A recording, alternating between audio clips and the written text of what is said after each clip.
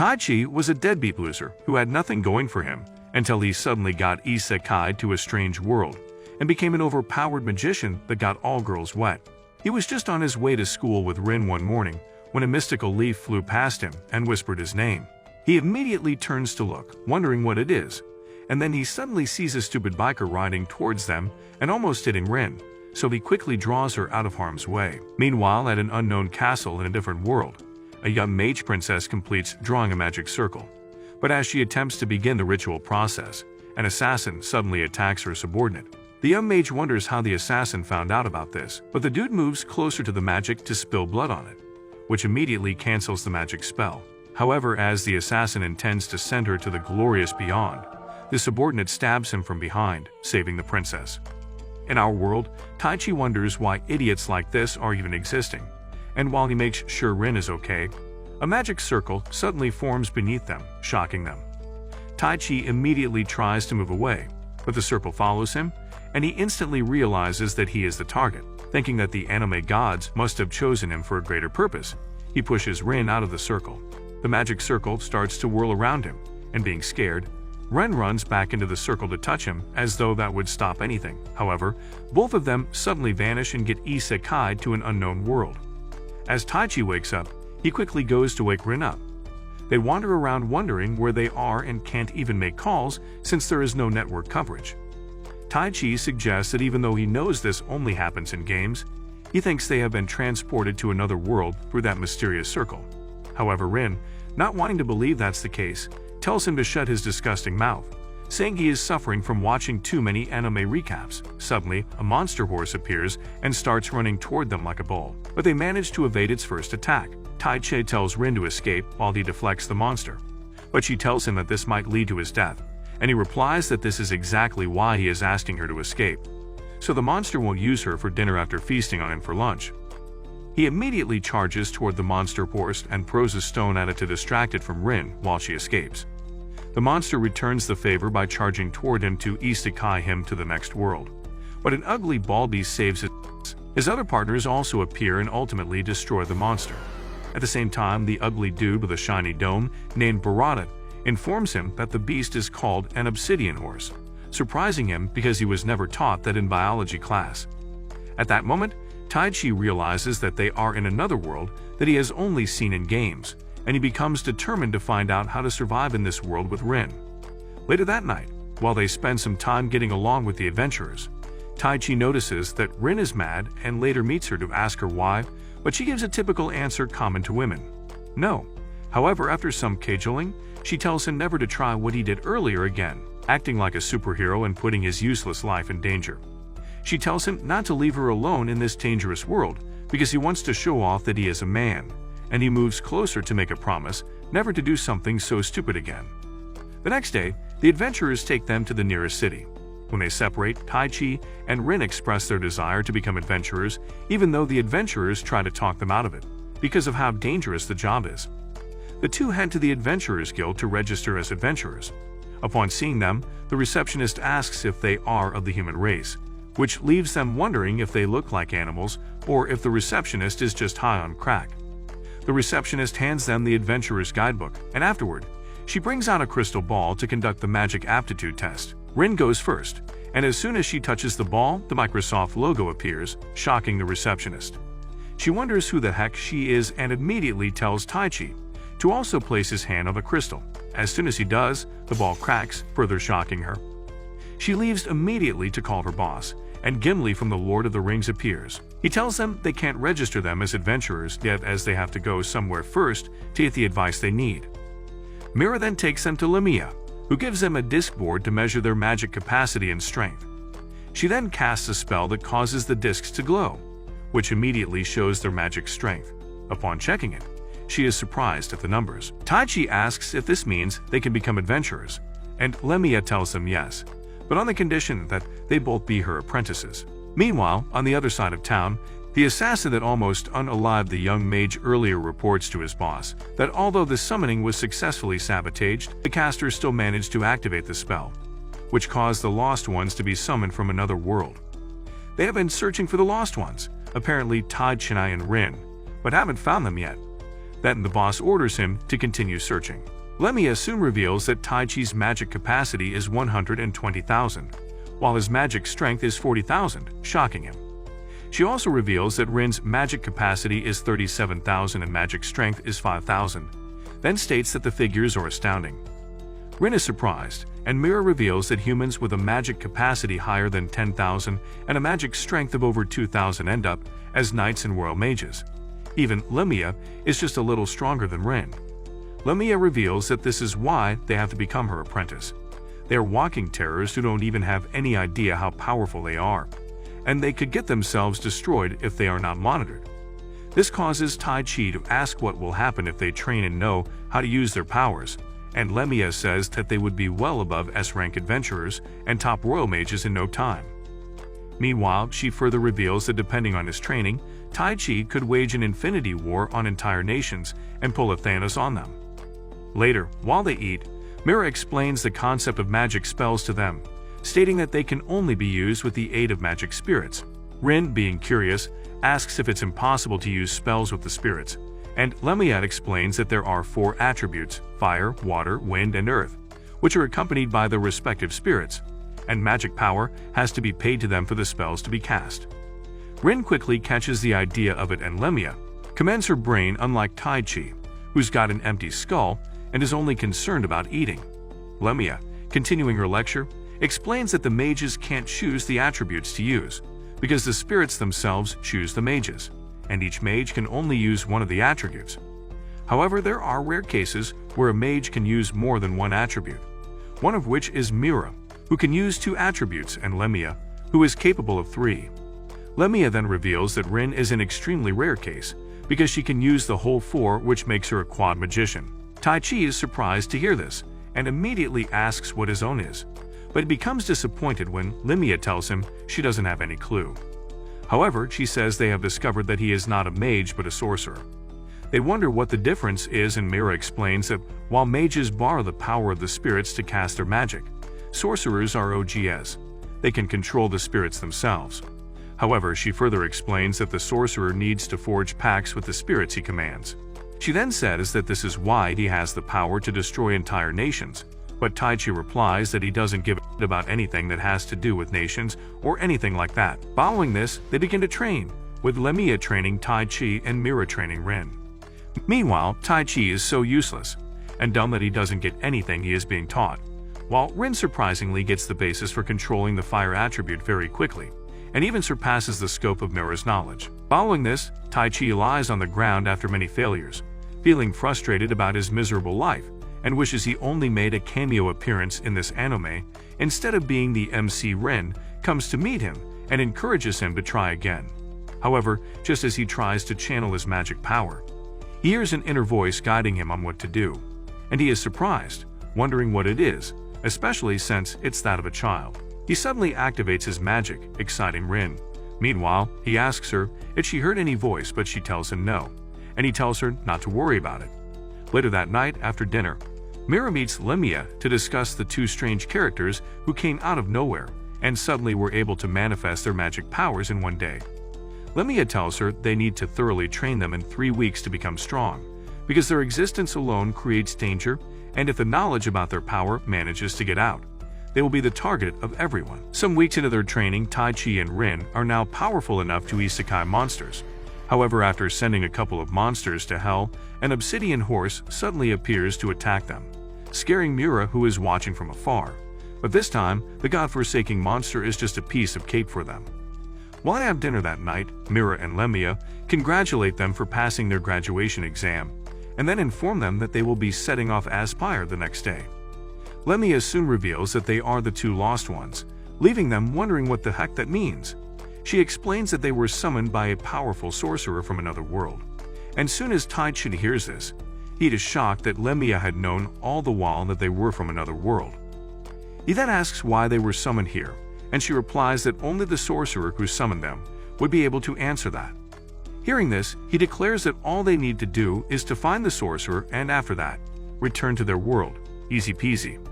As though it were a Super Mario game, however, Lemia doesn't discourage him and just plays along.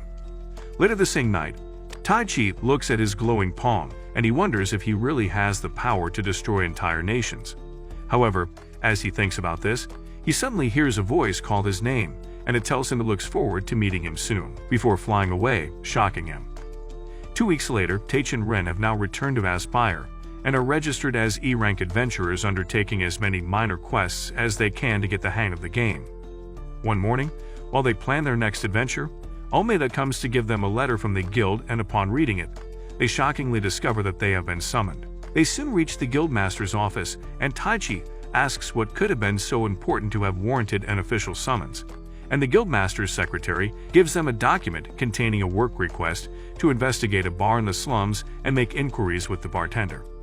Jin Lee explains that it has been recently reported that goods stolen from shops and wagons are being smuggled into the city through the slums, so Taichi or Rin expected to find out more information about this. Rin notes that there are 2 X on it, which means others have already failed it twice, and Gimli replies that if another attempt fails, they will have to start asking the C-rank adventurers.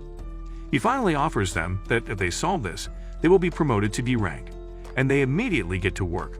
On their way, Rin sees her favorite fruit, Melilla, being sold in a shop, and she immediately goes there to buy it. But they discover that it has gotten way more expensive since their last purchase. As they wonder why the inflation rate here is growing faster than your country's, the seller secretly reveals that there are rumors about how farmers are being attacked by monsters on their way to the city, which has made all the goods on the market scarce and less expensive. Following this, Taichi and Rin are concerned about the situation and reason that it must be connected to their mission. Later that night, they visit the bar in question and head over to the bartender directly to confront him about the rumors they have heard, but he pretends not to know what they are talking about. They inform him they plan to do business with him, so they exploit the current inflation to make huge profits. And when the bartender shows reluctance, they throw a pouch of money at him, which immediately calls the attention of the other greedy, ugly idiots in the bar. They try to bully them, but the 2 teach them a lesson why whooping their bums read such that they begin to plead for their lives, confessing that they had been sent by a strange dude. The bartender soon agrees that while it's true that the bar sells goods stolen by these guys, it's only a norm in this part of the city. He tells them to leave as he doesn't need their money, and on getting outside, Taichi and Ren feel disappointed that they couldn't get enough information back there. Meanwhile, they had filled the money sack with stones and nails and disguised it as silver. However, on their way back, they perceive that someone has been trailing them, so they immediately get to their heels. But 3 assassins suddenly appear before them. However, Taichi and Rin easily beat them with their magic and catch one of them, while the other 2 manage to escape. They hand her over to the guild, and while they interrogate her, she is assured that her life will be protected from her colleagues, and she confesses to them as Taichi, whom she attacked, had asked them to keep her safe. Upon hearing this, she becomes shocked and wonders why. The next day, when Taichi and Rin return from their mission, they discover that Mayura has come to visit them, and they are happy to see her. Following this, they talk about the situation in the city and what they experienced on their mission, which surprises Miura. She reveals that she came to meet them to ask them to form a party with her. She tells them about a farm in the northern region, which has a lot of Melilla fruits ready for harvest, but there have been incidents of robbers attacking the farms and stealing the produce. However, the farmers have not been able to fight back because the robbers seem to have a magician backing them. They have been called to assess the situation and put a stop to it while defeating the magician, and the reward from the quest is enough to buy them a Lambo. They set out to the village, and upon getting there, they introduce themselves to the indigents who beckoned on them. However, as Taichi shakes hands with one of them named Kasim, he notices something strange, but he doesn't know what it is. Following this, they are taken to the farm, but as they walk through the forest, Rin's staff suddenly starts to glow, making them realize that a powerful beast is approaching them. An ogre and some orcs suddenly appear out of the forest and start threatening to attack. Taichi, Miura, and Rin immediately launch attacks and defeat the monsters quickly, with Taichi isekai'ding the boss in one move.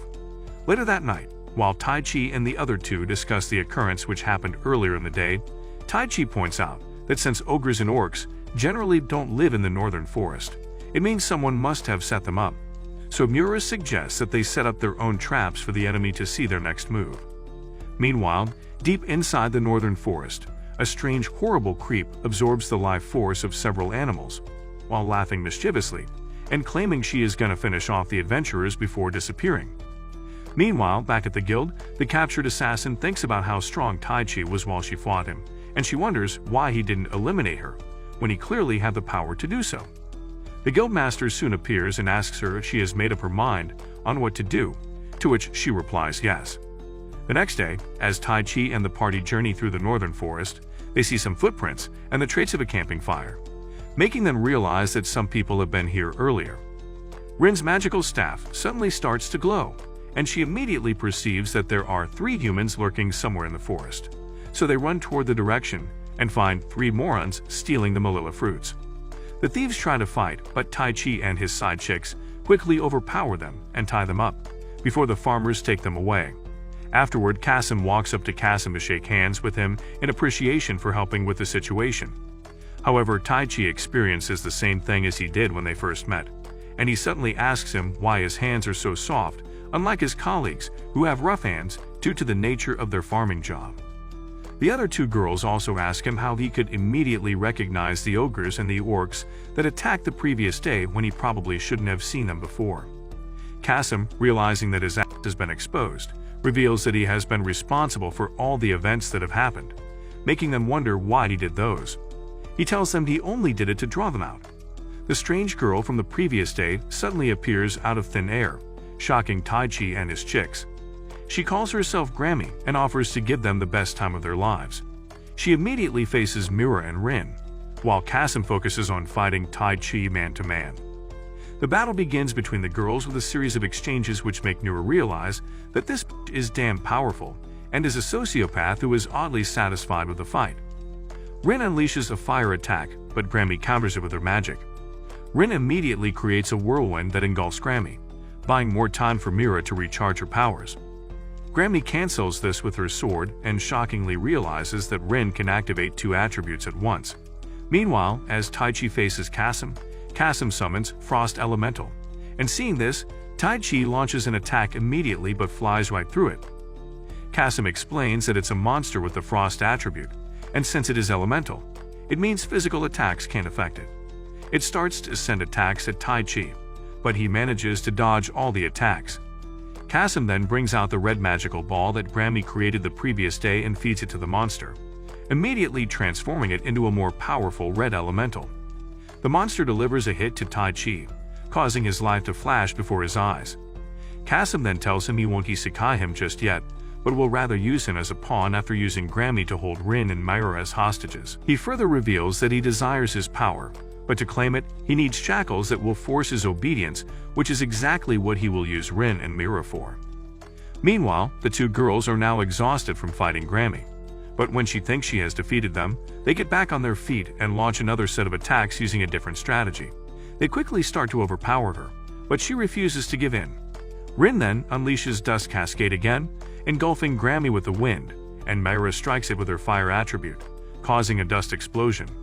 While Grammy thinks that's all, Myra suddenly charges at her from within the smoke, and strikes her with her fiery sword, knocking her to the ground. Grammy admits to her loss, but tells them she will come back stronger, so she can clap them harder next time. Kasim appears at that moment, and is surprised to see that Grammy lost. However, he tells Mira and Rin to stop there if they want to keep Tai Chi alive. They immediately see that Tai Chi is toast and become scared. Kasim then tells them to spread their legs if they want Tai Chi to live. He starts to approach them, and seeing this, Tai Chi feels very powerless, wondering how the heck his weak ass even believed that he could destroy entire nations. He loses consciousness and wakes up in the soul realm where he encounters Ariel, the wind spirit, which asks him if he wants power. He immediately replies that he wants power to protect his chicks, and Ariel tells him that even though this is against the rule, it will lend him its power temporarily. Tai Chi suddenly appears with enormous power surging through his body, shocking everyone. Kasim immediately orders Red Elemental to attack him, throwing him off, and while Kasim thinks he is already incapacitated, he appears again unscathed, shocking him. The monster unleashes a fire breath, but Tai Chi counters it with a wind blast that deletes the monster from existence instantly. Seeing this, Kasim and Grammy become scared and run off immediately. Meanwhile, Tai Chi tries to stop them from escaping, but the time usage for the powers he received elapses, making him unable to move, after which he loses consciousness. Later, as Kasim and Grammy walk across the forest, after escaping, they are surprised that Tai Chi is that powerful. A week later, Tai Chi wakes up to find a leaf on his bed, and while he wonders where it came from, Lemia appears, shocking him. He asks her how he got there, and Lemia replies that he was asleep for a whole week due to the fact that he exhausted all his magic power during the fight, so his body had to regenerate it from scratch. She adds that Mira and Rin had initially taken him to a doctor, thinking it was something minor, until he refused to wake up after 3 days, and they immediately brought him to her, worried. Lemia then asks him what happened back at the Northern Forest, and after he narrates the events, she tells him that Kasim used the Crimson Pact, but Tai Chi doesn't know what that is. She explains that it's a forbidden magic that uses the blood of men and beasts, and when the orb is imbued with the magic, it will draw out several dozen times their normal magic power. Tai Chi tells her that the beast was so powerful that he thought he was already done for until Ariel suddenly appeared. Hearing this, Lemia becomes shocked and tells him she doesn't believe him. He asks her to explain what this is about, and she tells him that she now knows what her attribute is as a unique magician. Meanwhile, Kasim gives a report about his mission, and the boss, called the Eminence, is surprised that Tai Chi eliminated Red Elemental, with only the power of the wind. He commends Kasim for a great job, and then walks up to Grammy to reinforce the pact he had formed with her so she can continue to be Kasim's pawn. He soon takes his leave for a supposed meeting, but before he does, he leaves a document on the table to invite Tai Chi to the carnival whenever he appears in that room. At the same time, at Lemia's apartment, she reveals that Tai Chi is a summoner, who has the ability to forge pacts with specific spirits, and is granted the right to use stronger magic based on his bond with them. She adds that both summoners and shamans are equally powerful, but what separates them is the fact that summoners have the ability to hear or see the spirits they bond with. She makes further explanations, which makes Tai Chi worried for his worthless life. Following this, he heads out in search of his chicks because he hasn't seen them in a while, but on his way, he sees some men harassing another chick, so he decides to intervene because he is Sigma. But he almost turns beta as he sees her weapons of mass destruction pointed at him. However, he beats one of the idiots and they run away. The young lady thanks him for saving her, but he tells her to stop the cab, as it seems she could have saved herself anyway, seeing how she freed herself from the idiots when he arrived. She smiles and reveals that she is the assassin he spared the other night, surprising him. She then introduces herself as Anastasia, and just as her name rhymes with anesthesia, she can make all his pains go away. Damn! Teichi is surprised when he realizes that she has also become an adventurer, and they immediately go to the house of the Eminence for their mission. After beating the idiots at the entrance, they get into a room where Teichi finds the document the Eminence had left for him. Upon reading it, he discovers something shocking, and they immediately head into an underground tunnel following the document they found, with Teichi expressing that they need to do something to stop this, as according to the document, a horde of goblins enhanced by Crimson Pacts is hiding here in the city. Meanwhile, as Rin and Miro walk around the city, they are suddenly attacked by 4 assassins. They try to fight them off, but Grammy suddenly appears behind Mira and knocks her unconscious before stealing her away.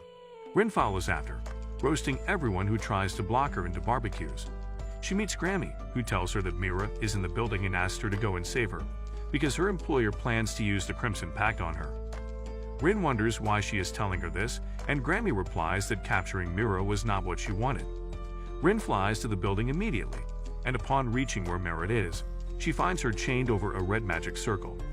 The evil mages see her, and one of them walks toward her to show her the orb they have prepared for the ritual. This makes Rin angry, and she knocks him against the wall with her magic. The other mages try to launch their attacks immediately, but she freezes them to the ground, restricting them from moving. She walks toward Mira and breaks the spell using earth magic, before cutting the chains binding her. The Eminence appears at that instant and commands her pulling that off.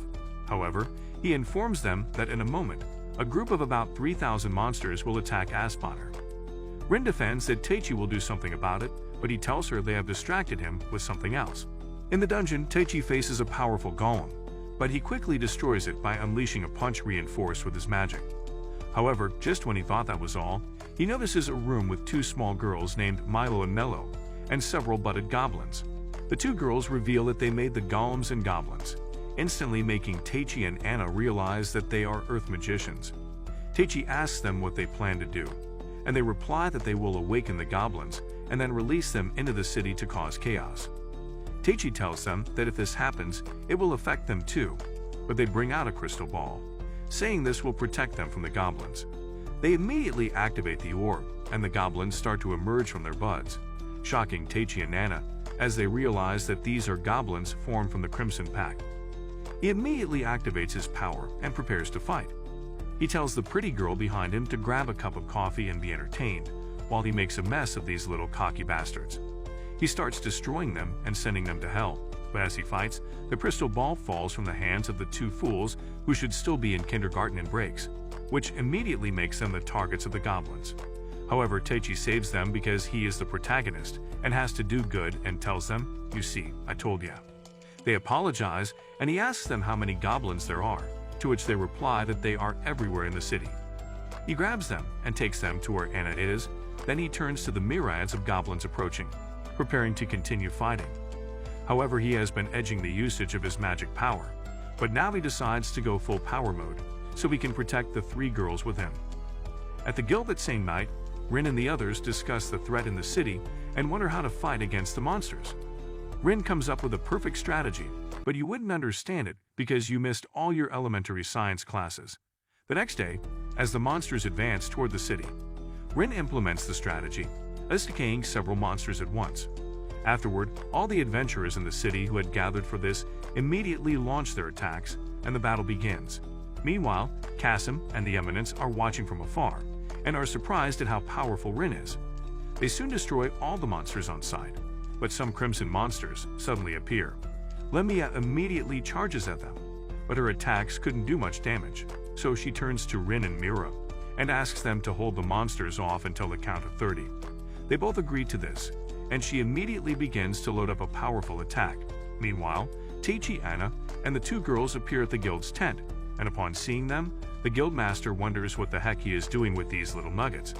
But he explains that they are more powerful than they look. He asks about Mira and Rin, and when he learns that they are on the battleground, he tells Anna to stay back and help the other adventurers protect Aspire while he goes to meet them. On the battleground, the three girls have destroyed all the monsters, but three fearful ugly ogres remain. They charge toward them immediately, unleashing their different magic spells. However, one of the ogres resists Rin's attacks, and as she falls to her knees exhausted, the monster approaches her intending to isekai'd her. At this point, she knows it is time to say goodbye and remembers the time she spent with Teichi, but regrets she never complimented him on how strong he was. However, as she closes her eyes and expects to wake up in nirvana, Teichi suddenly appears, blocks the ogre's attack, and then turns to her and asks her why doesn't she just say it now? Teichi unleashes some attacks and delivers a final punch that sends the damn monster to the ground. He meets the girls and they ask him what his enhancement level is. He replies that he had to increase it to 100, contrary to Lemia's warning not to go above 30, or he would have been a match for the ogre. However, the ogre rises again, and he prepares to face it while the girls handle the smaller monsters approaching them. Meanwhile, still watching, the Eminence expresses his surprise about how Teichi could clear the monsters in the dungeon in just a single night, and Kasim comments that he is on a god level. However, the Eminence talks about a lady who is apparently their master, saying that she had visualized all this beforehand, and they are all just pawns in her hands.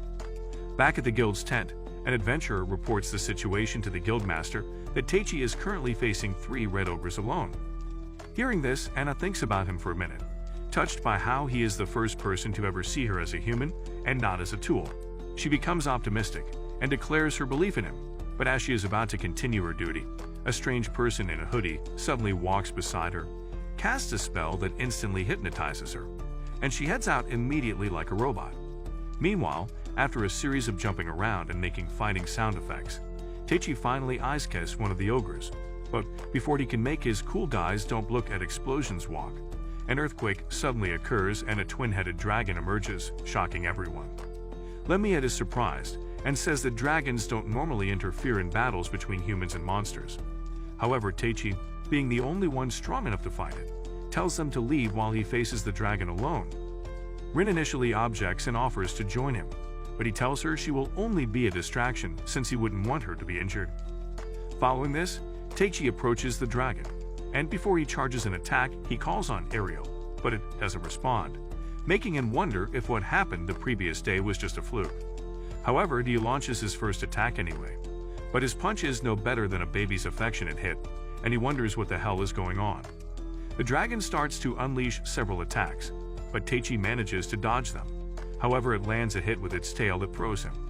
Teichi observes the spikes on the dragon's tail and realizes that his axe could have been erased from the planet, but he wonders why the dragon held back from unaliving him. As he thinks about this, Anna suddenly appears in her robotic mode, but soon comes back to her senses and wonders what she is doing here on the battlefield.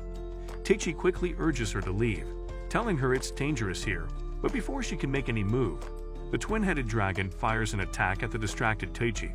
Seeing this, Anna immediately jumps in to push him away, but gets hit instead. She becomes severely injured, and while she is dying, she tells him he was the person who looked at her as a woman. She attempts to confess her love for him, but changes her mind because she thinks it may be one-sided anyway. She finally dies and Teichi becomes very furious as he thinks of his promise to her to protect her. He immediately calls on Ariel for her powers, and his soul gets transported to Nirvana, where he sees a young hot chick, the Wind Spirit. She apologizes for not doing anything to save Anna, but says there was nothing she could have done since he has not yet formed a pact with her. She tells him to do it officially, as the previous day when she used her powers was just an exception to the rule of summoning spirits. Teichi demands the power to protect the world, and he immediately forms a pact with Ariel. He returns to this world, and then a surge of power appears around his body, surprising Rin. He then tells her he is now a summoner and advances toward the dragon immediately. He asks the twin-headed dragon why it is interfering in a fight between humans and monsters, and the dragon replies that it will give him an answer if he can show his true power and defeat it. The dragon immediately unleashes a powerful dragon breath, while Teichi summons the power of the wind. After an intense collision of powers between both, Teichi eventually overwhelms the dragon and knocks it to the ground, shocking everyone. The dragon then gives him a reply, saying it decided to intervene based on the request of a certain individual. It adds that the individual will continue to guide Teichi from now on for the sake of Aspire in this world, but he doesn't understand what that means. The dragon finally says it lent the individual its powers because it agrees with their beliefs, and then warns Teichi to become stronger if he wants to protect his treasure. Meanwhile, at the base of the unknown individual, she comments that the test to know Teichi's true power was a success and that she has to prepare his next guidance. Afterward, the city of Aspire returns to normal, but one day, while Teichi and the girls discuss his ability to summon spirits, a lady named Alcina arrives from the royal capital to tell them they have been officially summoned by the king, asking that they lend him their strength in an impending war. On their way to the capital, Lemia asks Alcina about the situation in the country that warranted a summons from the king himself, and she explains that there is a rivalry of power between the king and his younger brother, which has resulted in a brewing war between them, so the king desires their help in this battle. Upon reaching the royal capital, they head to a rooftop to have a view of the city and notice the citizens shutting their windows as soon as they see them. Meanwhile, Lemia, being suspicious of something, asked Alcina if the king specifically demanded that they bring Teichi and Rin along, and she replies yes. Alcina says they should return to the carriage, and as she turns to leave, an arrow suddenly comes flying at Rin, but Teichi quickly grabs it thanks to his spidey sense. The shooter reports back to Ditorisheim, the king's brother, and they are surprised that the rumors about the two foreigners are true. Following this, Alcina takes Teichi and his team to meet King Gilmar, and just as he appears, Lemia confronts him and tells him they will only help if he abides by certain conditions. Otherwise, they will get their asses back to Aspire. After he agrees, she suddenly asks if he is behind Teichi and Rin's summoning, so he could use them to fight against his enemies, shocking Teichi and Rin.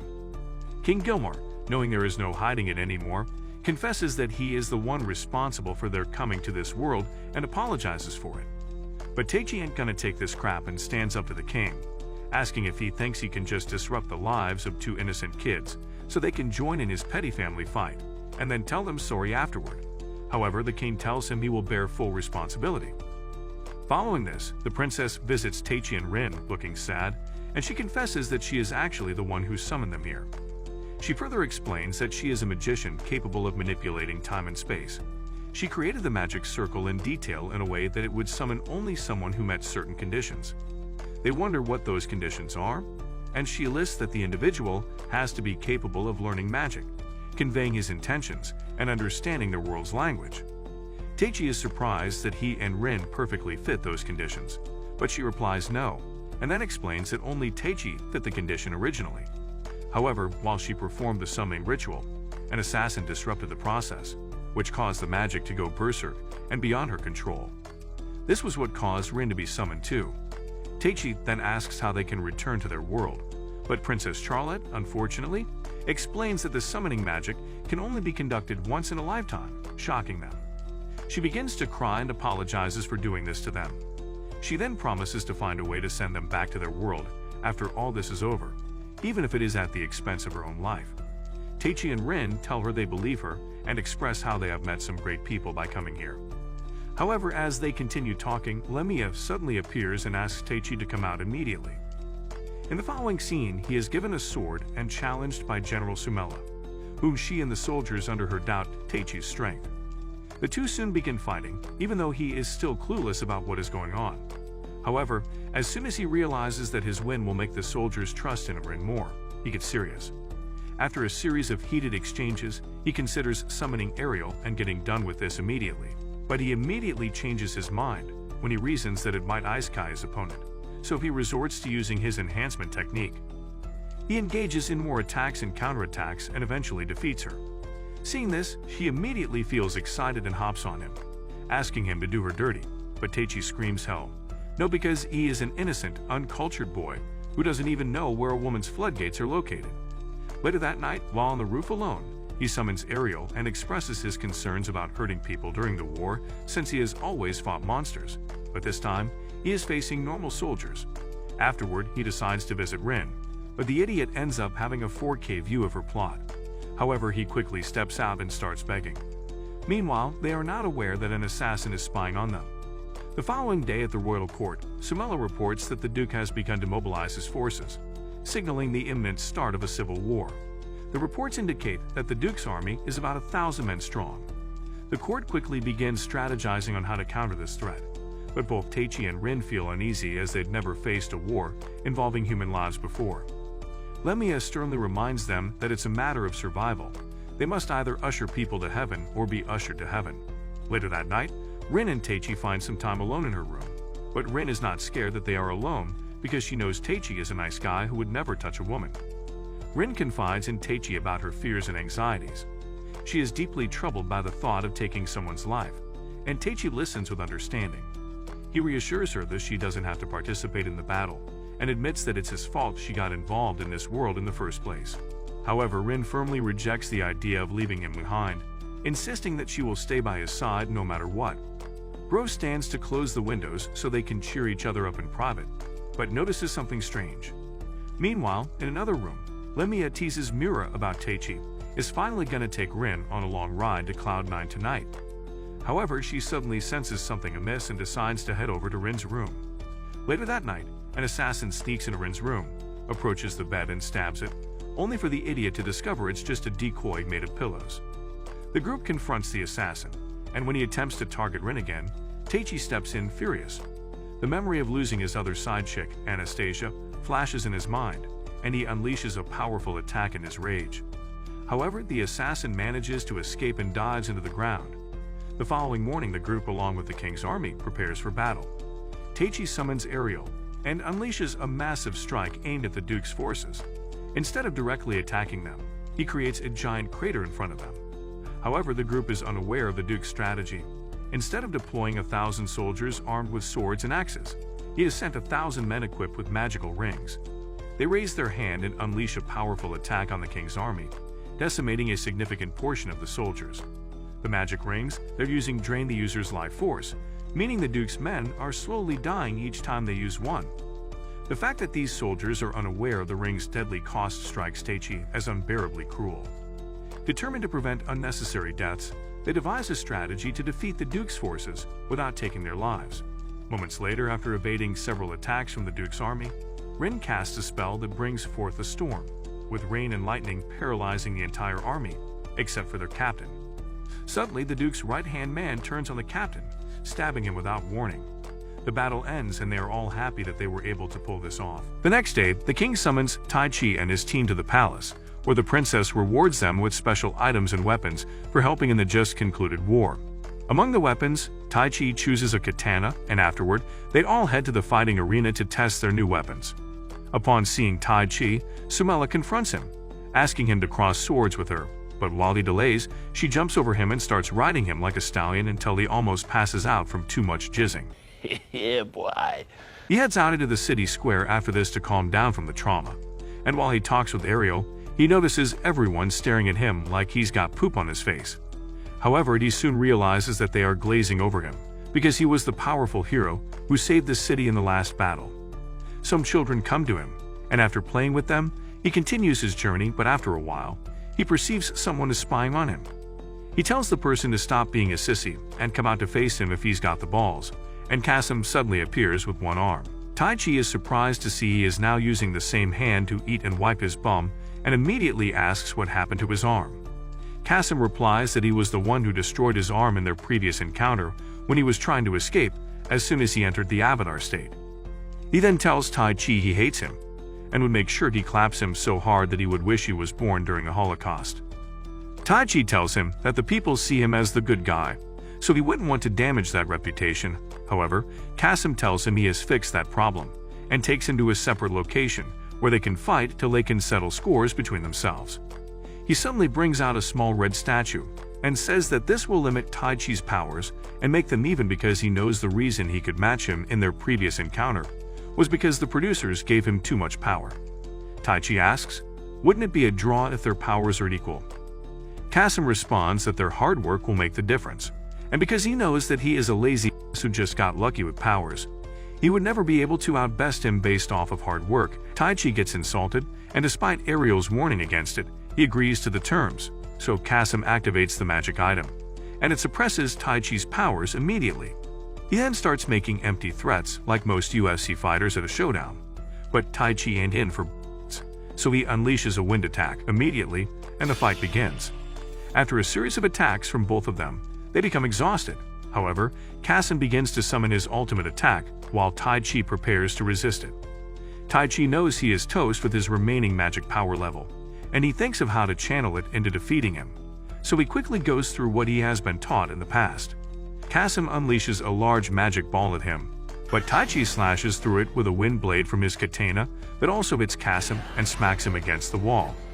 Now that he has been defeated, Kasim finally admits that he is him, and tells Tai Chi that he can get his powers restored by simply breaking the red statue. However, before Tai Chi can make any move, a Dementor emerges from the magic item and approaches him. He immediately slashes through it, but it rejoins again, shocking him. Tai Chi says no one told him there was round 2 with a villain from Harry Potter. And when the Dementor almost harvests his soul, Grammy appears from who knows where and saves him. She immediately breaks the magic statue, restoring Tai Chi's power, but the ghost remains, and Kasim wonders if this was the Eminence's plan all along. Tai Chi immediately unleashes a lightning attack with his full power, and destroys the monster in one strike. Later, as Grammy carries the paper tiger away, they suddenly hear the noise of chariots, and they soon realize that the rebel army has declared a war. Meanwhile, later that night, the Eminence reports his failure to a MILF with humongous melons who has been orchestrating Tai Chi's guidance. He then tells her that the preparations for her next guidance are complete, and she gives him a go-ahead. As things get more serious, Tai Chi promises to protect Rin, and she tells him she will also do the same. The next day, the war begins between the king and the Duke's forces. As the fight continues, Tai Chi separates himself from the battle, and makes a huge leap to the Duke's camp, using his magic power. He meets the Duke, and tells him he has come to offer him a chance at peace on behalf of the royal army. He yaps to motivational talk on why love should reign between brothers the king, and then says that the king has promised leniency for him and his men if they surrender at this point. Tai Chi reveals that if he proves stubborn, he will just take him by force to King Gilmore, since he has the power to destroy entire nations anyway. However, as he talks, the Duke's aide, Animecaps, secretly starts to release a dark energy across the ground, which spreads out of the tent and goes to possess the wounded soldiers on the battleground. Meanwhile, each of Tai Chi's party members is faced with formidable enemies sent to defeat them. The Duke refuses the offer and asks Tai Chi why he is not trying to make himself the king, since he has the powers to destroy nations. Tai Chi replies that becoming the king is too much responsibility for a lazy bum like himself who loves zombie scrolling on TikTok, and the Duke suggests that this is why there is an option of being a dictator. However, Taichi wouldn't take such a suggestion because he is the protagonist, and he is supposed to be the good guy. As they continue talking, Ariel suddenly senses a strange energy and informs Taichi about it. Animecus starts to exude a dark miasma around him. At the same time, several soldiers on the battlefield transform into blood-sucking demons that force Rin and her enemy, Susora, into alliance. The Duke wonders what the heck this is, and Animecus tells him that he just decided to give them a little treat by casting a spell across the entirety of the battlefield ahead of time. He then tells Dordesheim that he has only served under him all these years, but there was never a moment he viewed him as his master, as his loyalty belongs to none other than the supreme being who watches over this entire world. Hearing this, Taichi suddenly remembers the twin-headed dragon telling him about a certain individual, and he becomes shocked. Animecus tells him that this evil spell is called the Blood Rhapsody, and Dordesheim asks why he is doing this, to which he replies that it's because it is what the woman instructed. She had orchestrated all of these and made it in such a way that the powerful human from another world would participate. Afterward, Animecus orders his red-eyed, bloodthirsty demons to go into the world and isekai as many people as they possibly can. The war between humans and the demonized humans, and no matter Rin and the others slay them, they keep rising again. Susura realizes that Rin is trying her best not to unalive the soldiers and calls her soft, but Rin tells her that she only wants to use her power to save people and to take their lives.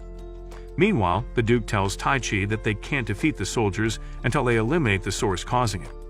He tells him that he believes that the unknown woman Animecus talked about his lending him her powers, and she caused the war in order to drive Taichi into a corner by putting him in this predicament. Dordesheim feels remorseful for what he has done, and Taichi suddenly unleashes his full power and tells the Duke that he will do all he can to protect everyone, even if it means he has to sacrifice himself. However, as he attempts to do that, Ariel stops time and tells him he cannot do this. He tells her it's his fault that this is happening, but she says it's not his fault, as she should rather be blamed for lying to him all this while. She then tells him this is not her true form. Her real form has even greater power than he has seen, but she hid it from him because she feared the power would be too great for him to control and could destroy him. However, she has realized that he is a good guy, and now she will give him her true powers. She tells him this is the last time he will see Ariel, and then she transforms into Sylphid, one of the 4 grand spirits known as the Queen Spirit. Rin and Susora appear at that moment, and upon seeing that Rin has been injured, he immediately goes to hug her, and he promises to protect her. Afterward, he tells her it is time to say goodbye to being human, and immediately channels his power to the dark magic circle, instantly neutralizing it and turning all the demonized soldiers back to humans. However, the battle is not yet over, as Animecus has now turned into a full-fledged S-ranked ugly demon. Taichi immediately flies toward him to battle him. As they fight, he asks Animecus for his master's identity, but he refuses to reveal it. However, he tells him that everything that has happened has been orchestrated by her, even including the princess summoning him to this world. Animecus further tells him that in due time the great battle will begin, and this world will be turned inside out, during which light and darkness will invert, and then the woman will appear as the savior. This was why Taichi was chosen, as this world needs the ultimate weapon for it to continue to exist, and he will be that woman's weapon to achieve it. Hearing the crap from his disgusting mouth, Taichi becomes angry and attacks him until he renders him completely useless. Animecus begs him to deliver the final punch, thinking he wouldn't because he cares so much about his good guy persona. But Taichi tells him, "Joke's on you," and says he stopped being human before unleashing a powerful attack that turns him from solid to gas. After this, the war is finally over and the royal capital returns to its peaceful state. The next day, the king calls Taichi and his party to the palace to reward them. The king also placed them within the ranks of the royal army as special forces to be summoned only when the kingdom is in danger. Dordesheim's head is harvested. Taichi and his team then decide to return to Aspire, but while they leave the royal capital, Princess Charlotte promises Taichi and Rin that she will do all her means to return them to their world someday. On her way back, Taichi becomes determined more than ever to protect Rin and ensure they continue to survive in this new world. The end. If you have reached this far, let's confuse the fake fans by commenting, "Rip Taichi." Also, give this video a like. If you like anime recaps like this, then watch this video over here.